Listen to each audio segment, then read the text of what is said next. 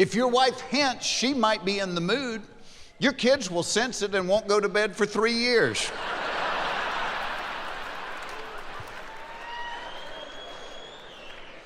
Talking about kids, fact of life, the more kids you have, the worse your parenting becomes. People that only have one child are making homemade baby food out of organic vegetables they're growing in their own backyard. Yeah, by the time that 4th child rolls around, you're smoking a cigarette while you watch your toddler pull a year-old milk dud out from under the stove and eat it. Pick the cat hair off of it before you put it in your mouth. Come on.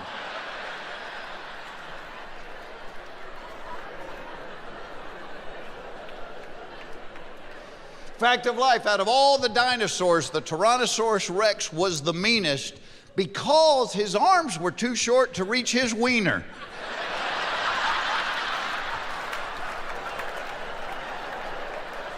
That is a medically proven fact. That will make you angry. And you'll never watch Jurassic Park the same way again.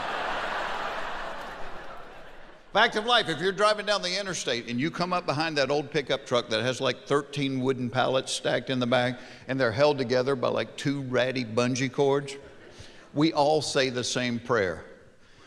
Dear God, do not let those bungee cords break until I get around this guy. What happens to them, we don't really worry about, but I need to get around him.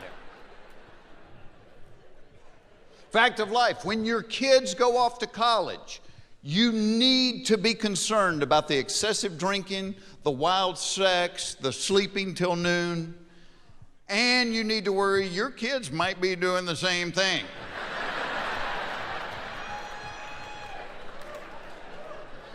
Fact of life, 100% of the black men that shave their heads look really cool. 50% of the white guys that shave their heads look like they just murdered their parents. And you're thinking of somebody right now, aren't you? Fact of life, flying on an airplane makes you gassy. Nobody ever talks about this. Nobody ever acknowledges this. We just take our little roll-around suitcase and walk to baggage claim, popping them off like a trail horse.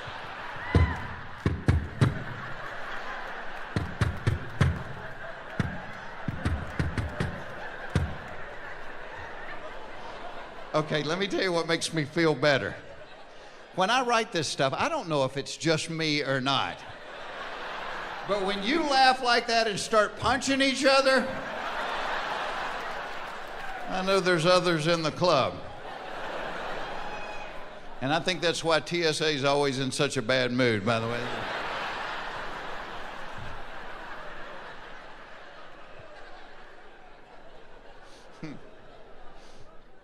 Fact of life, if you wake yourself up with a snore, the first thing you do is look around to see who's laughing at you.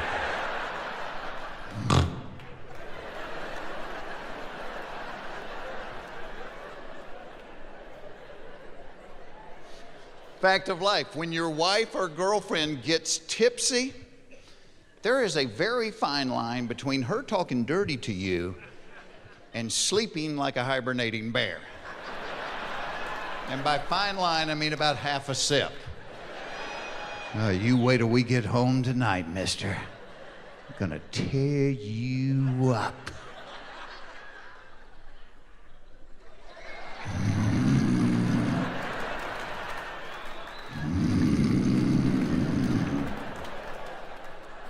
And once she crosses the line, you ain't getting her back.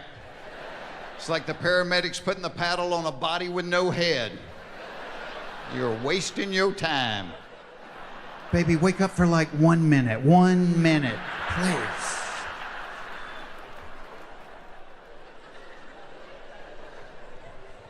Fact of life, women always have more questions than men have answers to. Great example of this. 6, 7 months ago, I get a text one day. The text says, please pray for Tom. He was in a bad wreck. I walk into the kitchen where my wife is. I said, hey, I just got a text that said, please pray for Tom. He was in a bad wreck. She said, was he driving?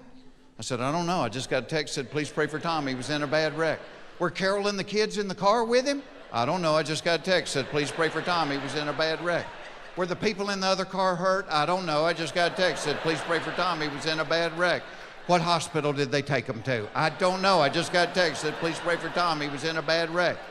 She said, well, you don't know anything, what do you know? I know you need to pray for Tom, I just got a text, said he was in a bad wreck. Yeah. Thanks very much, Joe. I am from the South. A lot of people seem to have the idea that everybody from the South is married to their sister and has seen a UFO. Well, I'm just dating my sister, and I couldn't swear it wasn't a weather balloon. We kind of have that reputation in the South. People think we're goobers because of the way we talk, you know. And it is hard to be cool with a Southern accent. Because it's like people from New York, they come down south, they just fit right in. It's like, yo, pass the freaking grits, y'all, all right? You can't do that with a Southern accent. You could take a Southerner to a nude beach on the French Riviera, we'd be out there going, damn, this looks like a good place to fish here. Ed, bring the cooler, I found a spot. Going up to naked women, hey, you don't know where we pick up some red wigglers, do you?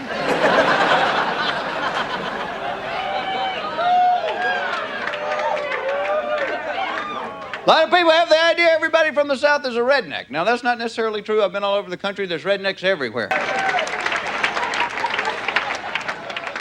lot of people drinking here tonight. Hope you're using designated drivers. I think this is a good program, you know. Anything's safer than the way we used to do it. Hey, dude, get up. Give us a ride home, man. Oh, God, I think he threw up, Tony. Come on, what do you say? We'll buy you a beer. Come on. The only problem with the designated driver program, it's not a desirable job. I mean, because basically you're just babysitting people whose biggest ambition is to pee in the parking lot or something. But if you get talked into doing it, have fun with it. Like at the end of the night, drop them off at the wrong damn house. Preferably in their boss's front yard or something. Huh? Where the hell are my flamingos? But don't drink and drive, it's not funny. I know this is a... Could you ask your friends to get out of the boat, please, sir? You guys are a good crowd. I'm not even going to ask who's single and who's married, because married people can't clap as loud. The chain only goes this far, you know.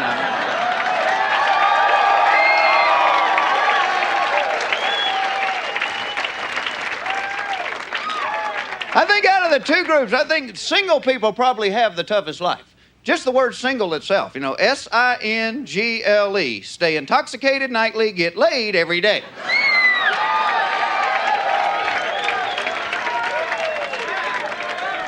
And single life is hard, too. All that raising hell, staying out late, you know. And you know you're out too late because you come home and there's two white guys boxing on ESPN. That's late.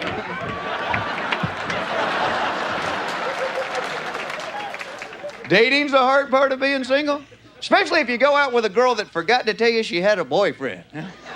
This.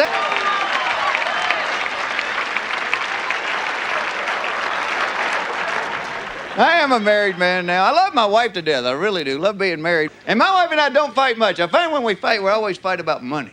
You know, my wife, she gets pissed off because we don't have any, and I get pissed off because we did. And money is not that big a deal. We've all been broke. I was so broke when I was in college, they sent a guy to repossess my car because I didn't make a payment for a couple of years. The guy came to my house, big guy, showed up at the door. He said, Mr. Foxworthy, he said, I'm from the bank, and unless you have $300, I'm taking that Camaro with me. I got mad. I said, $300? Who keeps that kind of cash on them? He said, well, you can't write me a check? I said, a check? Shit, yeah, I can write you a check. I thought you needed money. Tell you what, I'm going to go ahead and pay that whole thing off right now.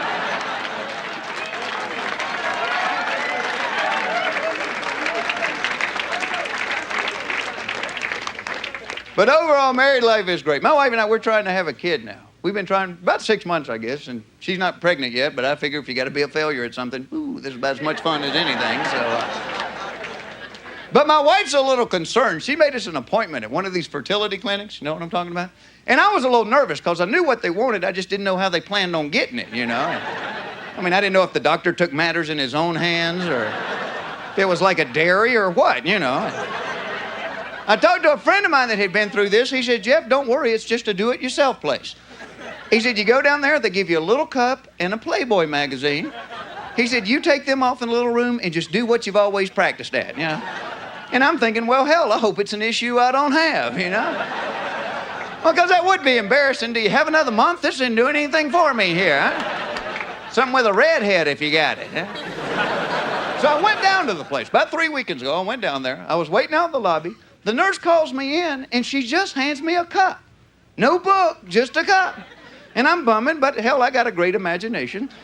So I took the cup, I went off in the little room they gave me and, you know, did what I was supposed to do. And then I waited a few minutes because I didn't want to look like a circus freak, you know, when I came back out. So I got my cup, I'm walking back down the hall, I found the nurse, I handed her the thing, and she said, we don't do that here, we just need a urine sample. I have never been that embarrassed in my entire life. And my wife told everybody, too. My own mother's going, heard what you did in the cup. Thank you very much, Joe. You guys are a hell of a nice crowd. Good night. Boy, this kind of caps off the perfect day being back here today. I had the greatest day today. The sun was shining, the birds were singing, the Victoria's Secret catalog came in the mail. A free home-delivered catalog of women in their underwear. God bless America right here. I knew it was coming, too, because the mail was about 3 hours late, you know. Have you seen this thing? Some of this stuff is so skimpy, Victoria doesn't have a whole lot of secrets left. You give a couple of guys one of these catalogs, we're fascinated. Oh, Mike, come here. Look at this. That has got to hurt like hell right there. Like wearing a big string. Seems like every time you bowl, just cut you right in two. You know what I'm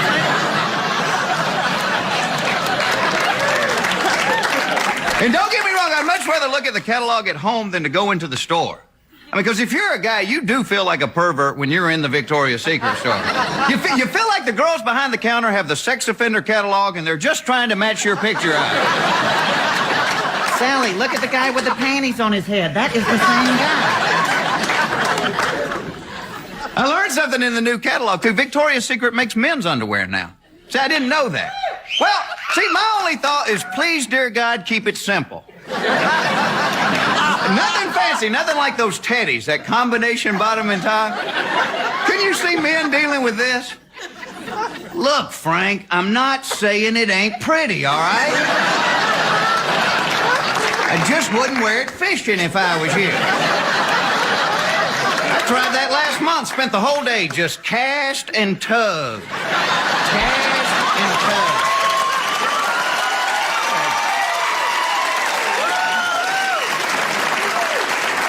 See, and I think my wife is as pretty as anybody in the catalog. Of course, now, she doesn't think so. You know, beautiful girl, you hear her describe herself, it sounds like bearded goat woman from hell.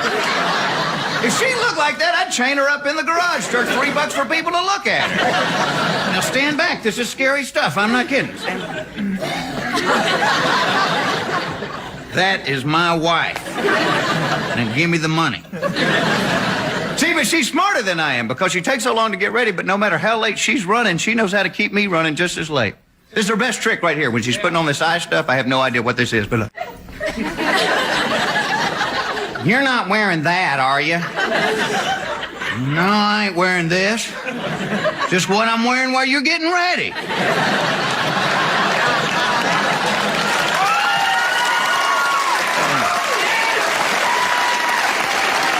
Well, see, being a man, we have no idea what's wrong with it. We'll try on everything we can find. What about this, baby? A sweater and a bathing suit. What do you think about this? Hold on, I got more. I'll be back. See, and you got to watch out, too, guys, because women will get rid of your clothes when you're not looking. My wife just gave my favorite shirt to the Salvation Army because she said it was out of style, which is ridiculous because I was watching Bewitched last week and Larry Tate had on one just like that.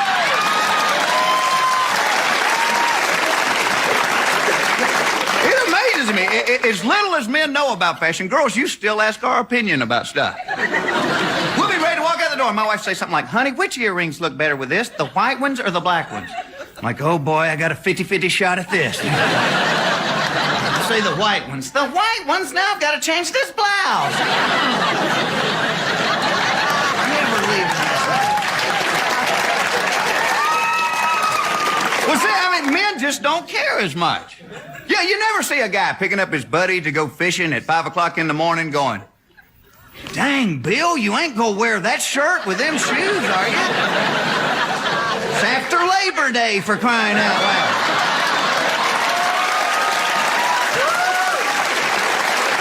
We don't do that. See, and I do believe the sexes are equal. I just don't think they'll ever be the same. Like, great example. Say a guy gets a phone call from a friend of his. He hadn't talked to him in a while. A man will answer the phone and say something like, hello? Wally, you ugly old bald-headed pervert. Where are you, idiot? But you never see women go, hello? Janet, you fat pig.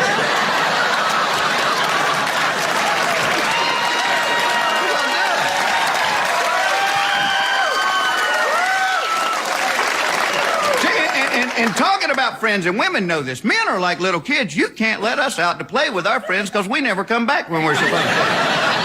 Oh, you get 2 or more men together, we can't tell time anymore.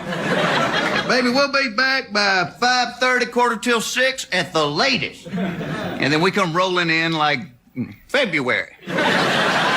See, men know our friends are going to get us in trouble. That's why they're our friends. I mean, you ask a female to describe a friend, you get an answer like, oh, she's the best. You need to talk to somebody. She is always there.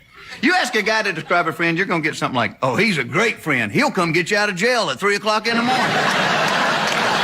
Well, it's not really true, because if he was a great friend, his butt would be in jail with you. Sitting on a cot, smoking a cigarette, going, she didn't look like no cop, did she?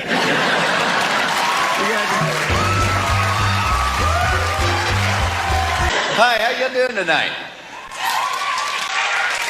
Let me start off by telling you, this is my real voice. You're not having a hee-haw flashback. This is the way I really talk.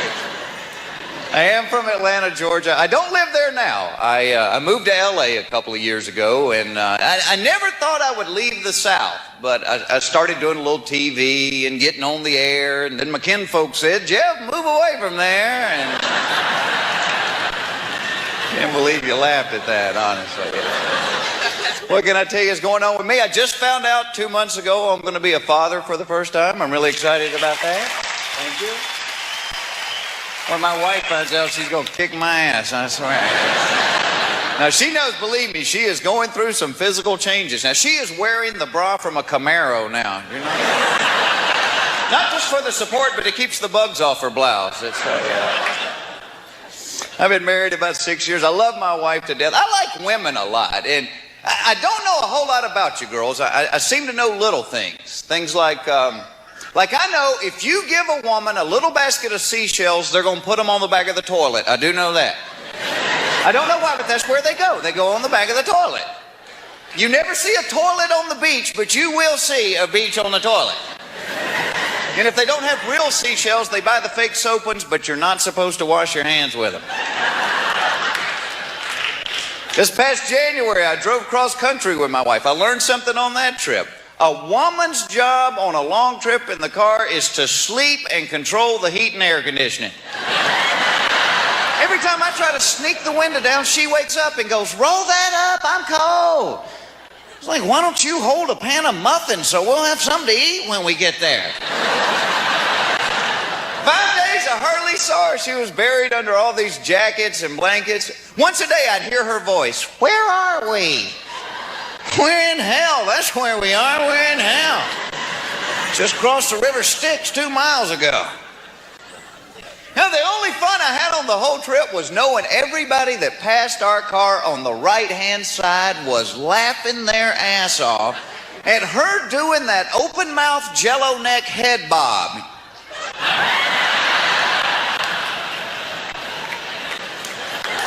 They're laughing at you and you don't even know it. And don't get me wrong, you need a woman on a long trip in the car. You need them. Because they always have food hidden away and they can keep you alive. Well, see, men don't want to stop for food.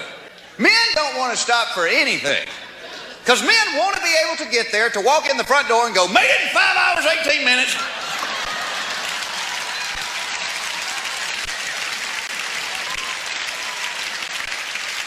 Three minutes faster than last year. Didn't even stop for gas. Pulled up behind a tanker truck. We hooked up with him. Had the kids pee out the window, and here we come, buddy.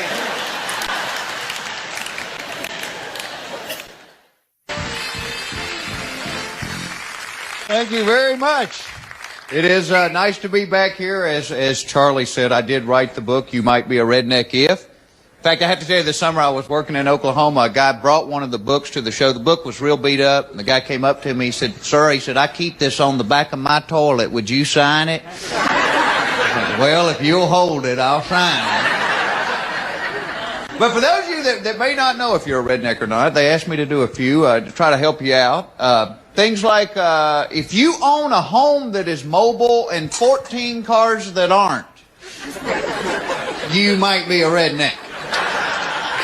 If you take your dog for a walk and you both use the tree at the corner, you might be a redneck. If you refer to the 5th grade as my senior year, you might be a redneck. If you prefer car keys to Q-tips, you're grown, but you know what I'm talking about. If the most common phrase heard in your house is somebody go jiggle the handle, you might be a redneck.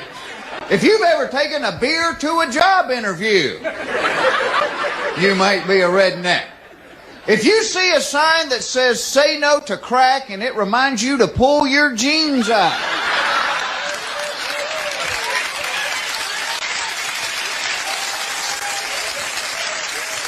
you might just be a redneck. And trust me, I know about rednecks. In fact, this summer I did something I'd always wanted to do. I cashed in a ton of frequent flyer miles. I took everybody in my family to Hawaii. 13 people, thinking this would be the vacation of a lifetime. It ended up being the Clampets go to Maui. Because you get my family together, there is an empty Kmart somewhere. They show up at the airport, they are using coolers and grocery bags for luggage. This guy kept like, which one's yours, the Samsonite? Like, no, sir, we got the Igloo with the duct tape on it. And the 5 Piggly Wiggly bags right there.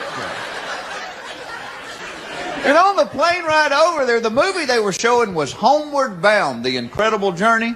5 minutes into this movie, my brother turns to me and goes, you know that ain't them dogs' real voice. My sister got mad. Well, thanks for spoiling it for everybody else. And we were staying right on the beach. You could tell which rooms were ours. Ours were the ones with the underwear hanging off the balcony. And according to the manager, the site of the only peeing for distance contest they had ever had there. Which I am ashamed to say my Aunt Rose won in the second.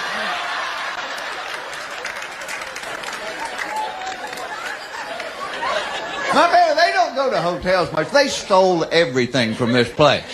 When you get out of the shower, you are using toilet paper to dry off with because they have the towels in the Piggly Wiggly bag. One day, one of the maids went to lunch and left her cart in the hall. Lord, they were on that like buzzards on a mule carcass. Picked it clean. I asked my brother, I said, what are you going to do with 180 shower caps? He said, Christmas presents. Then his wife got mad. Well, thanks for spoiling it for everybody else. Like a lot of women, she takes a long time getting ready, but she's smarter than I am, so no matter how late she is, she can keep me right there on her schedule. This is her best trick right here. You're not wearing that, are you? No, I ain't wearing this. It's just what I'm wearing while you're getting ready.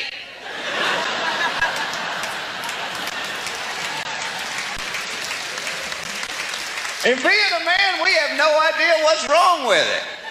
We try on everything we got. What about this? A sweater and a bathing suit. What do you think about that, huh?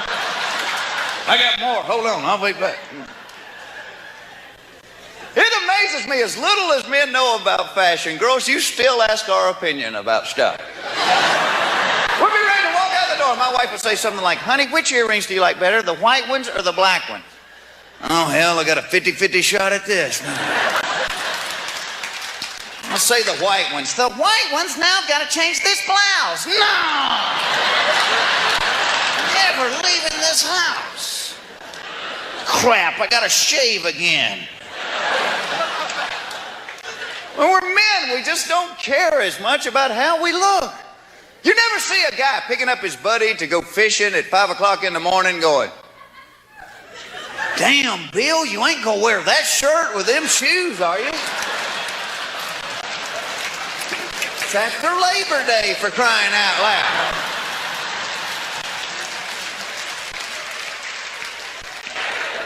She worries about stuff. She has things in that bathroom, the vault, I call it, because the door's always shut and whatever goes on in there costs a load of money. I snuck in one. She has things on one shelf for dry skin, oily skin, chapped skin, combination skin. Have you ever known a man with combination skin? I mean, let's say somewhere out on the construction site. Hey, Donnie! Drop the hammer! Come in a trailer. Now, Donnie, I'm not trying to hurt your feelings, but you have dry cheekbones and a greasy forehead. It's combination skin, Don. Well, I didn't want to say anything, but the men been laughing at you and calling you Mr. Flaky Face. Same thing with smell. She asks me every day, do I smell good? Like the way I smell? See, because if men have an odor, it's usually an accident. Charles, what is that alluring fragrance? Oh, that's Michelob. I hit a bump in a truck. Both sexes care about smell. They do, but women will go to trouble to smell good, and men are more like, hey, does this stink too bad to wear one more time? Maybe I should put it in the dryer. I think women feel a sneeze coming on. Every time before my wife sneezes, she reaches in her purse, pulls out a tissue.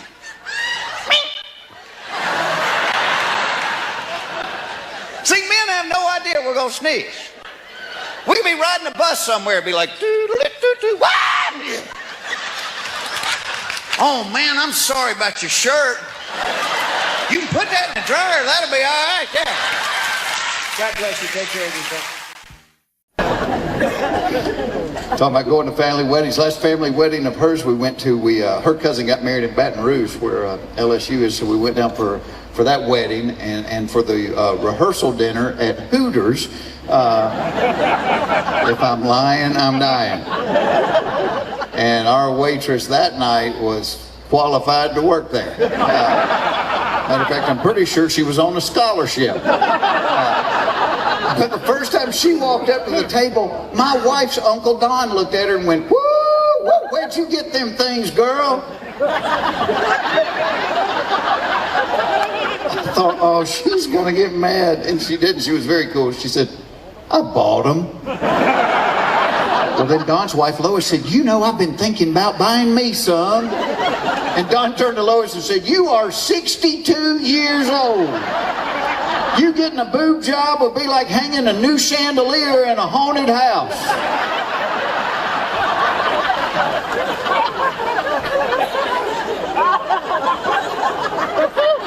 This is the blood that flows through my children. And when we went to that wedding, we spent 5 days with my wife's mom and dad, which on life's list of fun things to do comes in right below sitting in a tub full of scissors. And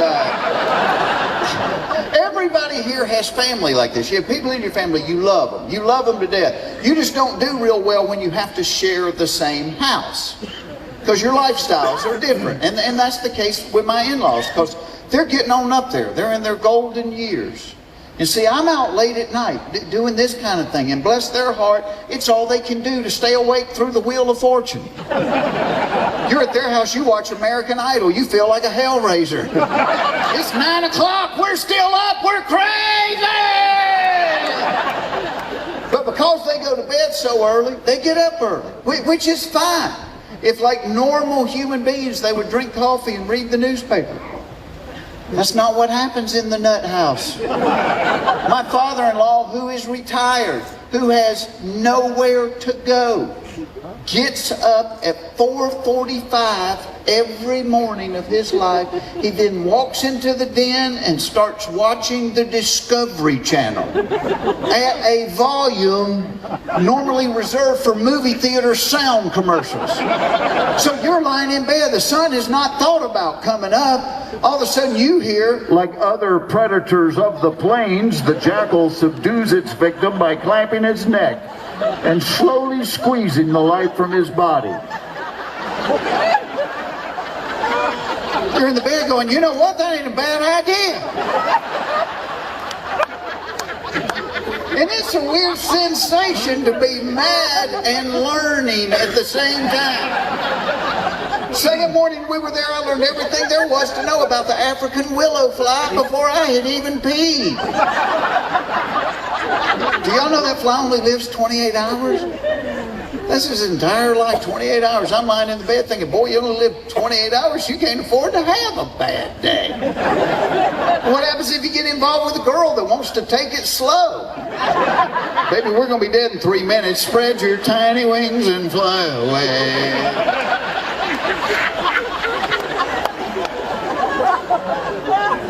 And when we're at their house, we always have to sleep on the fold-out couch. Boy, that's a good night's rest, isn't it? Get that one iron bar under your skull, one under your hip bone, and that last one under your ankles.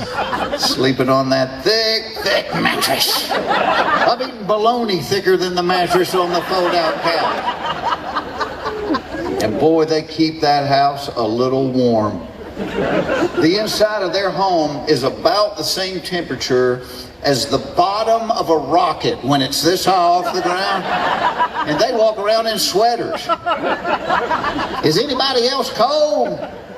Is it just me? Is anybody else cold? Hell, I'm naked on the tile bathroom floor, gasping for air.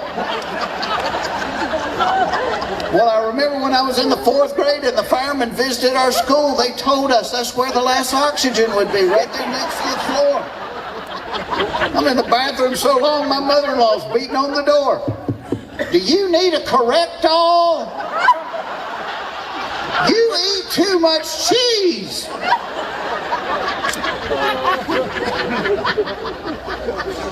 And I'm not making fun of old people. I really am not, because I think that's the goal of everybody here tonight. We all want to live long enough to someday be an old person, don't we? I not only want to be an old person someday, I want to be a burden to my children. Oh, I know the day's coming, my kids are going to be on the phone with each other going, it's your turn to take daddy for a while. Oh, he's making... The men in your life that you look at and you think, that's the kind of man I want to be. Might be an uncle, might be a grandfather. You know, I was lucky. I had a really good grandfather. Never told me he loved me, but I know he did because he took me everywhere he went after my dad left. But you look at the men in your life that you go, that's the kind of man I want to be. And I will be willing to bet you every single one of them was not a self-focused person. I bet every single one of them was others focused. They didn't think about what they wanted. They thought about what other people needed. I grew up in Hapeville down by the airport. I was really lucky. That was the only Chick-fil-A in the world for decades. Had no idea it would become the phenomenon it was. But I was lucky to grow up around Truett Cathy, who started Chick-fil-A. And Truett was one of the wisest men I ever met. And he used to ask me when I was a little kid, he would look at me and he'd go, Jeff, you know how to tell when somebody needs encouragement? I say, no, sir. He goes, if they're breathing. He goes, everybody needs encouragement. It doesn't cost you anything to give it to them. No schooling, no money. And so I learned at an early age, be an encourager. If you walk into a place and the homely little girl running the cash registers there go, oh, I love your hair. That's so pretty. Doesn't cost you a thing, made her day. Made her day that somebody saw her, that somebody noticed. And so my whole life, I'm like, Crap, Mr. Cathy, that's a great thing. And what it does is it teaches you to see the good in things instead of the bad in things. You know, being a mental guy, when I get up in the morning, I pray two things to God. I'm like, A, let me put on the slippers of gratitude. Let me not take for granted that I have something to eat, that I got a house, that I got a bed, that I got a car. 5% of the people in the world own a car. If you own a car, you're in the top 5% of the world. Something like 11 billion people will never take a hot shower one day in their life. If you took a hot shower today, you beat those 11 billion people. And so you start looking at those blessings. You know, you start looking at a holly bush and go, why the holly bush had red berries? And God goes, I just did it because I thought you'd like it. They look real good against the green. Did that for you. And you start seeing blessings everywhere. That's what being an encourager does. You start seeing the good all around you and just realize just how lucky we are. We had no control over where we were going to be born. We had no control over what the color of our skin was going to be. We had no control over who our parents were going to be. But the fact that we live in this country and we're able to go out tonight and assemble and actually talk about the Creator, there's so many places in the world you can't do that. So we're blessed. We're really blessed. And you know what's funny is it's like in our country, you could be part of a group that you don't even know you're a part of until you see something about it on TV or read something about it somewhere. And one morning I'm reading an article in the paper and it's talking about the Oreo generation. And what it was talking about was people like my wife and I that waited until our mid-30s to have kids. It said you end up kind of being an Oreo because you're raising your children at the same time your parents in their advancing age are kind of reverting back to childhood. And so you got them on both ends. And I thought about it and I looked at my wife and said, you know what this means?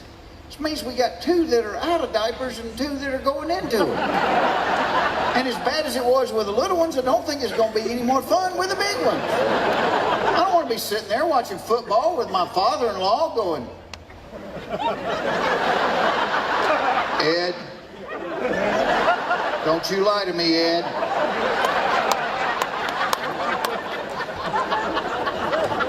But I got to thinking about this. There's a lot of similarities between kids and seniors.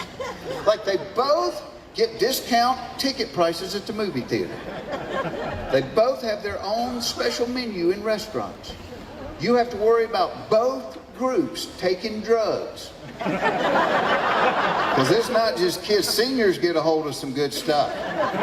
Last time we were with my in-laws, I mentioned that my sinuses were kind of stopped up, and my mother-in-law said, do you want to stop the sniffles or not feel your head? She goes in her purse, pulls out a Ziploc, looks like it has Skittles in it, takes out a tiny green pill and says, say hello to my little friend. I took that thing, I woke up 2 days later laying in the backyard talking to Elvis. She's at the door going, get up, you baby, I take 4 of those and drive to the grocery store.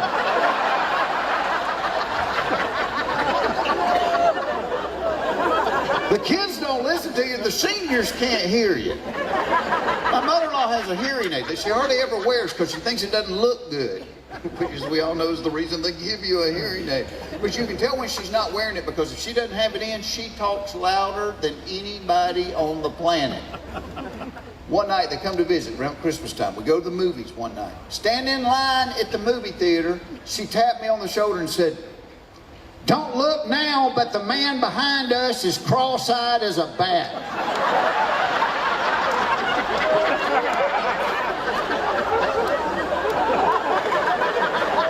Which is bad for 2 reasons. 1, you are embarrassed to death. And 2, when somebody says something like that, you gotta look. Yeah.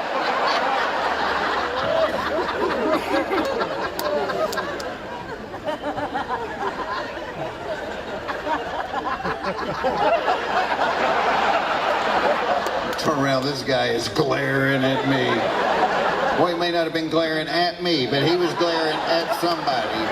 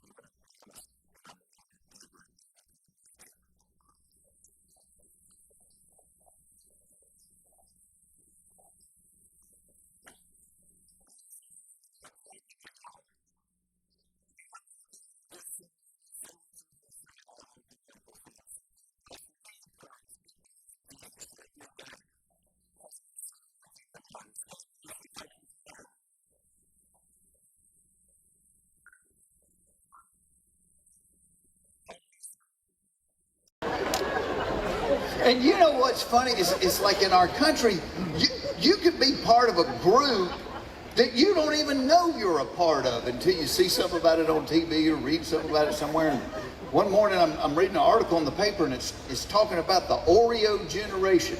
And what it was talking about was people like my wife and I that waited until our mid-30s to have kids. It said you end up kind of being an Oreo because you're raising your children at the same time your parents in their advancing age are kind of reverting back to childhood, and so you got them on both ends. And I thought about it, and I looked at my wife and said, you know what this means?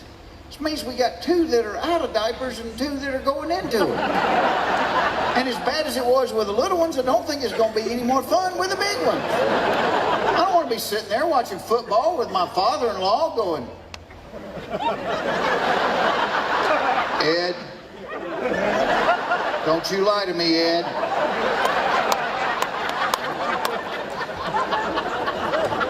But I got to thinking about this. There's a lot of similarities between kids and seniors. Like they both get discount ticket prices at the movie theater. They both have their own special menu in restaurants. You have to worry about both groups taking drugs. Because it's not just kids. Seniors get a hold of some good stuff. Last time we were with my in-laws, I mentioned that my sinuses were kind of stopped up, and my mother-in-law said, do you want to stop the sniffles or not feel your head? She goes in her purse, pulls out a Ziploc, looks like it has Skittles in it, takes out a tiny green pill and says, say hello to my little friend. I took that thing, I woke up 2 days later laying in the backyard talking to Elvis. She's at the door going, get up, you baby, I take 4 of those and drive to the grocery store.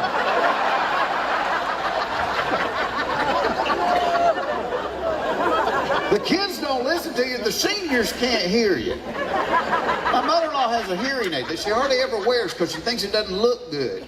Which, as we all know, is the reason they give you a hearing aid. But you can tell when she's not wearing it because if she doesn't have it in, she talks louder than anybody on the planet. One night they come to visit around Christmas time. We go to the movies one night. Stand in line at the movie theater. She tapped me on the shoulder and said, don't look now, but the man behind us is cross-eyed as a bat.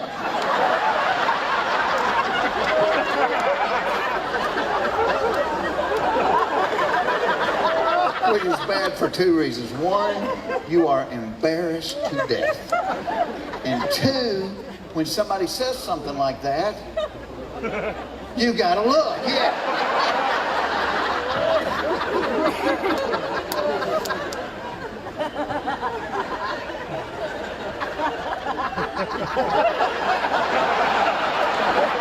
Turn around, this guy is glaring at me. Well, he may not have been glaring at me, but he was glaring at somebody.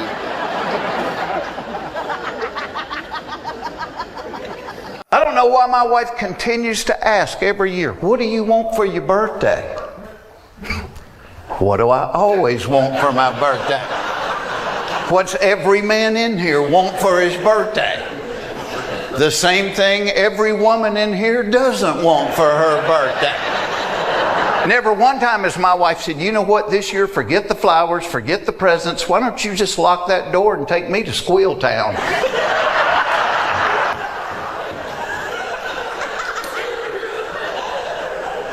But it's what every guy wants. You could be visiting your 90-year-old grandpa in the nursing home and be like, happy birthday, Papa. Is today my birthday? It sure is. Well, help me get my pants off.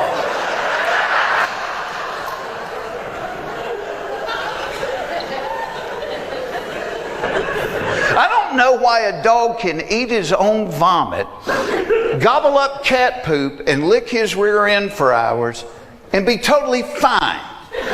But if he eats half a candy bar, he dies.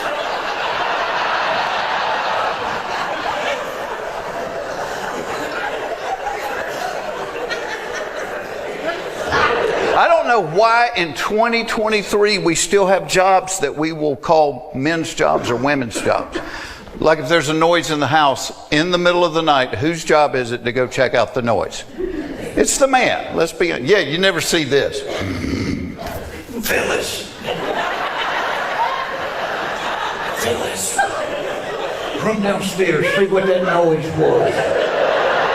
Hey, and bring me back a piece of chicken, okay? Now, if there's a noise in the house in the middle of the night, it is the man checking it out. In his underwear, carrying a baseball bat. Because that is the official uniform of suspicious noises, underpants and a baseball bat. I don't know what we're hoping to find, some guy in the living room in his underwear with a ball.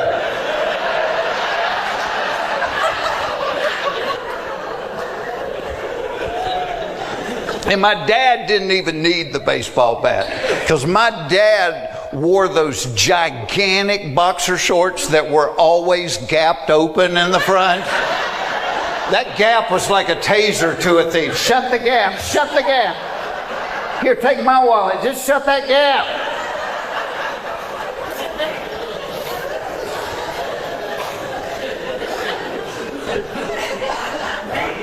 I don't know why every time I get great tickets to a concert, I always end up being seated next to somebody that has to sing every song at the top of their lungs.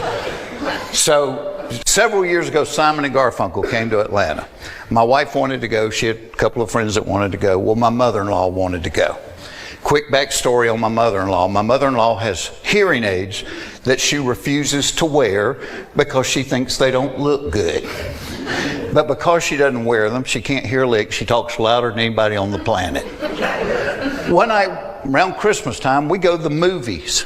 We're standing in the long line at the concession stand. My mother-in-law walks over to me and goes, "Don't look now, but the man behind us is cross-eyed as a bat."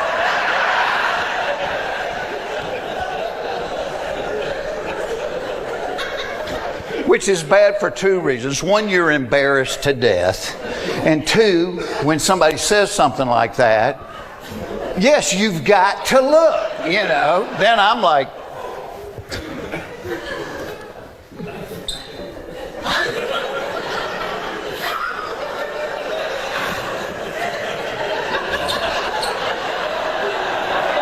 turn around, the guy's glaring at me.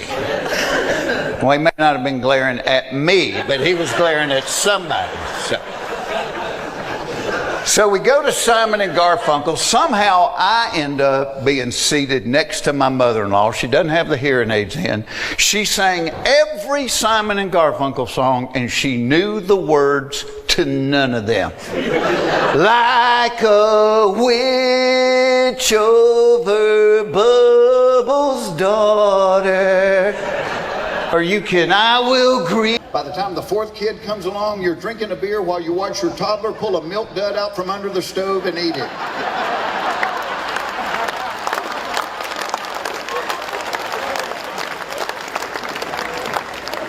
Fact of life, the length of a woman's nightgown is directly proportional to the length of her husband's nose hairs.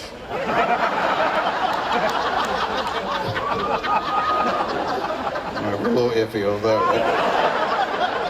Fact of life, if you agree to follow somebody in your car going somewhere you have no idea where you're going, that person will run every yellow light and change lanes like somebody on World's Scariest Police Chases. It could be your 80-year-old uncle. When you agree to follow him from the church to the reception, he suddenly becomes the Dukes of Hazzard. He's like jumping creeks and turning corners on two wheels. All right, fact of life. Hopefully this is... See, I just think if my family does it, we're not the only ones. So we'll find out. Fact of life, everybody on the planet, no matter where you live, no matter how much money you got, everybody has a junk drawer in their house.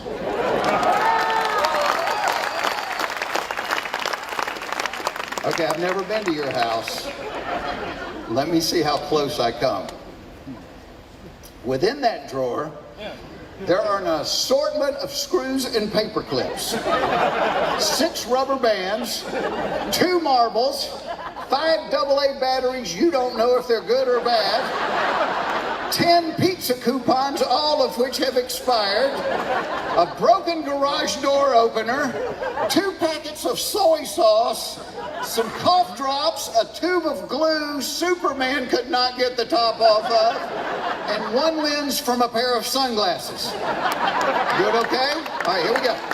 37 cents in change, including a nickel with a hole in it, 3 birthday candles, a checkbook from a bank you used 10 years ago, a combination lock that is locked and you do not know the combination to it, 7 keys that go to God knows what, the light bulb from a flashlight, 6 business cards from people you don't remember meeting, a picture of somebody's gap-toothed kid in a cap and gown, 1 shoestring, directions to a coffee maker you no longer own, a bullet, a keychain your kid made that was too ugly to actually use, 3 Tic Tacs, a piece of string, and a dead roach laying on its back with its feet in the air.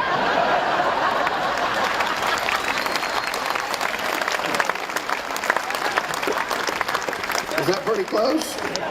And there's always like one of those stubby screwdrivers with paint on the end of it too, that you could use if you remembered it was in there, but you never did. All right, here's the last one. Fact of life. Everybody over 50 thinks the world is going to hell in a handbasket.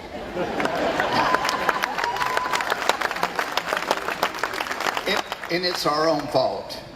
Because, and we didn't start out to do this, but we may go down in history as the worst generation of parents to ever live. It's because we have hovered over our kids so much, we've left them incapable of doing stuff. I'm telling you. And kids are great for a comedian because kids are funny without even trying to be funny.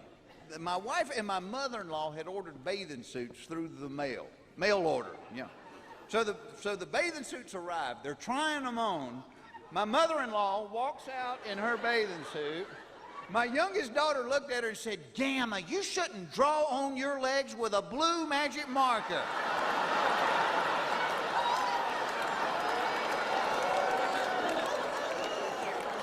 Needless to say, I had to mop up the milk I had been drinking because it was on the other side of the room, which is pretty good distance through your nose. That's gonna sting a little while. But in conclusion, let me share one comedy road story with you about me. So, COVID started in 2020. So the summer of 2019, Larry, the cable guy, and I were doing a bunch of dates together that summer. And when you do summer dates, they're almost all outside. You're either doing amphitheaters or country music festivals or, fairs. You're always outside and you get used to being hot. We did a music festival in Phoenix. It was 112 when we went on stage. And the promoter was trying to make us feel better. He goes, "Come on, fellas, it's a dry heat." I said, "So is the electric chair. It's 112 degrees, so." But I don't sweat very much. I mean, you can say I don't sweat when I'm up here. And so we do this show one night in the South. I'm not even going to say the name of the city because there may be a computer genius here that can get the footage of this. But we did a show one night, and it was not only hot, it was humid as rip. So 10 minutes in the show, I got sweat dripping off my nose onto the stage. 20 minutes in, looks like a wet t-shirt contest. By the end of it, I look like I've been sprayed with a fire hose. I've never sweated this much in my life. And we usually don't eat before a show because it makes you feel kind of sluggish, so we're always hungry, when we get off stage. So I get off stage that night, and I'm in the dressing room, and I'm just pounding Gatorade and water trying to rehydrate. And I hear Larry, the cable guy, coming down the hall, and he slides into my dressing room. He's like, "Hey, let's go eat." And Larry says this a lot. And I usually go because it's fun to watch Larry eat. It's impressive. But I said, "Dude," I said, "not tonight." I said, "I got too hot. I'm not hungry." I said, "I'm just going back to the hotel and going to bed." He's like, "Yeah, right. Come on, let's go eat." I said, "No, I'm not hungry. I got too hot. I'm not kidding with you." He goes, "Are you serious?" He goes, "I cannot wait till you ask me to do something for you." What are you, 9 years old? It's not personal. I got too hot. I'm not hungry. So I got in the van. I got them to take me back to the hotel and got in my room. And probably a lot of y'all make your living on the road. You have your little routine. When I'm on the road, I like it really dark when I sleep. I like it really cold, so I'll turn the thermostat down. But when you're doing stand-up, you're in a different city every night. Every hotel room is different than the day before. So one of my tricks is I always turn the light on in the bathroom, and I'll shut the door. But that way, if I wake up in the middle of the night and I have to go, I can see that light. I know that kind of orients me, and I know where I am. And I usually sleep in my underwear, but this night they're wet. My socks are wet. I've sweated that much, and I'm like, I'm not sleeping in wet underwear, and I told you I only packed 3 pairs, so I just peel them off, and I flop in the bed naked, and I'm out. Well, I wake up about 1:30 in the morning, and I really, really have to pee, probably from all the Gatorade and the water. And any guy over 40 knows what I'm talking about. You have to pee too much to go back to sleep. You know you can't go back to sleep, but you don't really want to wake up. You just want to get it done and get back in the bed. So I get up and got my eyes half open. I see the light, and I walk in there. Well, as soon as the door closes, I realize I'm in the hall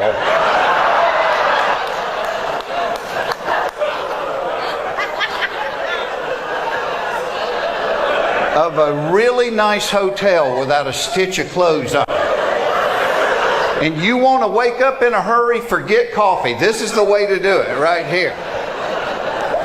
So I'm trying to think through it. Well, Larry's room was right across the hall from mine.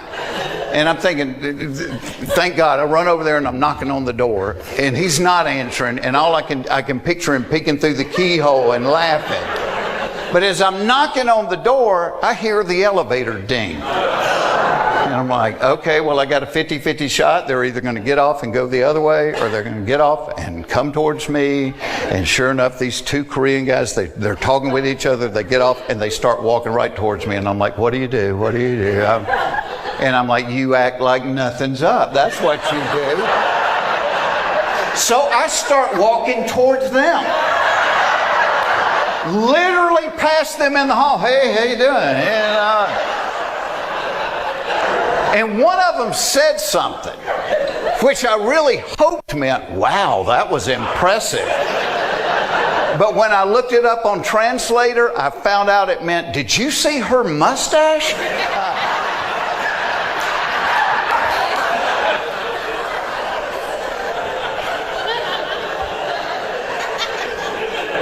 So I know I can't get on the elevator. I know elevators have security cameras, and I'm thinking, where do I go? Well, at the end of the hall, they had that exit, for the stairwell, and I'm like, at least get out of the lighted hallway. So I jog down the rest of the hall, and I get in the stairwell, hoping there'll be like a trash can in there where I can take the trash bag out and wear it like over all of it. Get in the stairwell, no trash can, but at least I'm not in the lighted hallway. And as I'm trying to think through it, I noticed there's a couple of empty beer cans down in the corner. Well, the reason I got up in the first place was I had to pee. I have no idea how long I'm going to be locked out of my room, and I'm not proud of it, but I picked those cans up and I peed in them and I put them back. I felt horrible about it, but it was old Milwaukee, and I figure whoever cleans them up will go, yeah, that's old Milwaukee, all right. But it was a really nice hotel, and they had 24-hour room service. So my thought was, well, maybe somebody's left their room service tray outside their room, and I can get that big cloth napkin and wear it like a diaper, So I'm going down the stairwell, and every floor I'm opening the door and looking down the hall for a tray. And I get about 3 or 4 floors down. I hadn't found a tray yet, but somebody's left a couple of pizza boxes outside their room. Well, to me, it looks like a folded tuxedo sitting there. So I run down there, I get the pizza boxes, and I bring them back, and I go down the last 3 or 4 floors and never do find a room service tray. But by now, it's really late. It's like 2 in the morning, and I get to lobby level. Well, I can crack the door, and I can see almost the entire lobby. I don't see a soul. I don't hear anybody talking. I'm thinking, all you got to do is be brave for 20 seconds. I put 1 pizza box in the front, 1 in the back. Walk up to the desk, the lady's working there. As I go up, she looks up and she goes, can I help you? Yes, you can. I said, I have accidentally locked myself out of my room. Can I just get another key so I can get back in? She goes, do you have any identification? I said, I do, but it's in my other pizza box. I'm like, no, I locked myself out of my room. I got nothing. And she says, I need to talk to a manager. And she goes behind the wall, and I'm thinking, she's not calling a manager, she's calling the cops. But it's 2 a.m. I'm naked with a pizza box in front of my junk. Where am I going to go? Yeah, so they had a bellhop stand, like a podium, and I got behind that, and I'm just waiting on her. Well, as I'm waiting, all of a sudden the front doors to the hotel open up, and in walks Larry the Cable Guy and our tour manager. And I'm like, thank you, God. Here's answered prayer. So they walk across the lobby. Again, I'm naked holding a pizza box. Larry does not say, oh my gosh, buddy, what happened to you? He looked at me. He looked at the pizza box. He goes, I thought you said you wasn't hungry.